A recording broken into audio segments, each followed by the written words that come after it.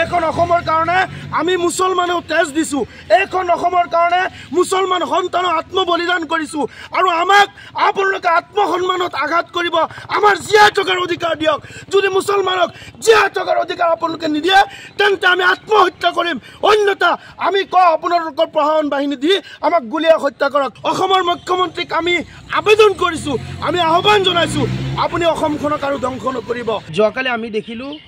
বীৰ লাচিত সেনা অসম আৰু জাতীয় সংগ্ৰামী সেনা অসম দুটি জাতীয় সংগঠন আচলতে আমি নিজেও জাতীয় সংগঠন কৰোঁ আমি জাতীয় সংগঠনক যথেষ্ট শ্ৰদ্ধা আৰু সন্মান জনাওঁ কিন্তু অতিকে দুৰ্ভাগ্যজনক আৰু আচৰিত কথাটো হ'ল গৃহ বিভাগ থকা স্বত্তেও এই যে দুটা সংগঠন তেওঁলোকে গুণ্ডামি আৰম্ভ কৰিছে উজনি অসমত আমি অতিকে দুখ পাইছোঁ যে বিশেষকৈ আমাৰ মিয়া মুছলমান যিসকলে নেকি শ্ৰমজীৱী মানুহ এই মানুহখিনি আপোনাৰ উজনি অসমৰ শিৱসাগৰ ডিব্ৰুগড় বা বিভিন্ন জিলাত তেওঁলোকে শ্ৰমদান কৰে আৰু সেই ব্যক্তিসকলক তেওঁলোকে গুণ্ডাৰাজ চলাই মানুহখিনিক মাৰপিট কৰি অত্যাচাৰ কৰি পেলাই খেদিব বিচাৰিছে হাতত হেংদাং ল'ব হাতত কেতিয়াবা চিকুনি ল'ব লৈ পেলাই পিটি পিটি মানুহখিনিক খেদিব আমি দুখ পাইছোঁ আমি মধ্য অসমৰ পৰা আজি আমি ক'বলৈ শব্দ নাইকা আমি অসম সংখ্যালঘু সংগ্ৰাম পৰিষদৰ এটি সজাতি দলে আহি পেলাই আজি আমি জুৰীয়া আৰক্ষী থানাত আমি এজাহাৰ পত্ৰ দাখিল কৰিছোঁ আমি তেওঁলোকক ক'ব বিচাৰোঁ আচলতে আপোনালোকে বীৰত্ব দেখুৱাইছে না কা পুৰুষালী দেখুৱাইছে আপোনালোকে যদি ৰিয়েল বীৰ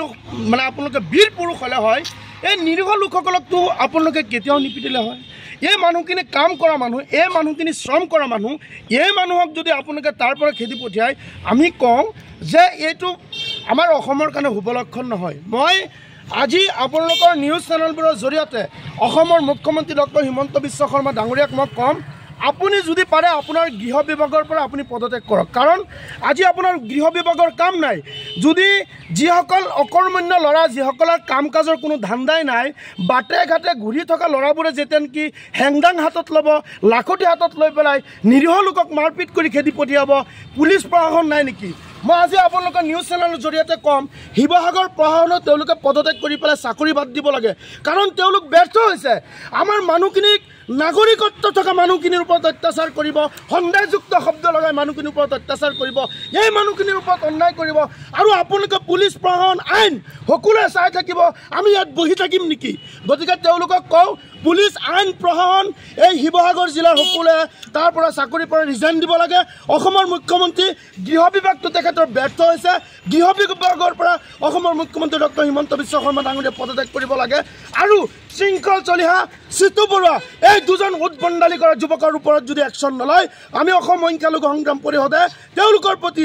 আমি বাৰে আমি বাৰম্বাৰকৈ আমি এজাহাৰ দাখিল কৰিছোঁ গতিকে তেওঁলোকৰ ওপৰত একশ্যন লৈ যিসকল মুছলমান হওক মিয়া হওক অবিভক্ত ভাৰতৰ অসমৰ সন্তানৰ ওপৰত অত্যাচাৰ কৰা সকলৰ ওপৰত একশ্যন ল'ব লাগে গতিকে কওঁ আজি আমি অসম সংখ্যালঘু সংগ্ৰাম পৰিষদে আমি কৰজোৰে মিনতি কৰিছোঁ অসমৰ মুখ্যমন্ত্ৰীক আমি আবেদন কৰিছোঁ আমি আহ্বান জনাইছোঁ আপুনি অসমখনক আৰু ধ্বংস নকৰিব এইখন অসমৰ কাৰণে আমি মুছলমানেও তেজ দিছোঁ এইখন অসমৰ কাৰণে মুছলমান সন্তানক আত্মবলিদান কৰিছোঁ আৰু আমাক আপোনালোকে আত্মসন্মানত আঘাত কৰিব আমাৰ জীয়াই থকাৰ অধিকাৰ দিয়ক যদি মুছলমানক জীয়াই থকাৰ অধিকাৰ আপোনালোকে নিদিয়ে তেন্তে আমি আত্মহত্যা কৰিম অন্যথা আমি কওঁ আপোনালোকৰ প্ৰশাসন বাহিনী দি আমাক গুলীয়াই হত্যা কৰক কাৰণ নিৰীহ লোকৰ ওপৰত অত্যাচাৰ কৰিলে সংগ্ৰাম পৰিষদ কেতিয়াও আমি থমকি নৰওঁ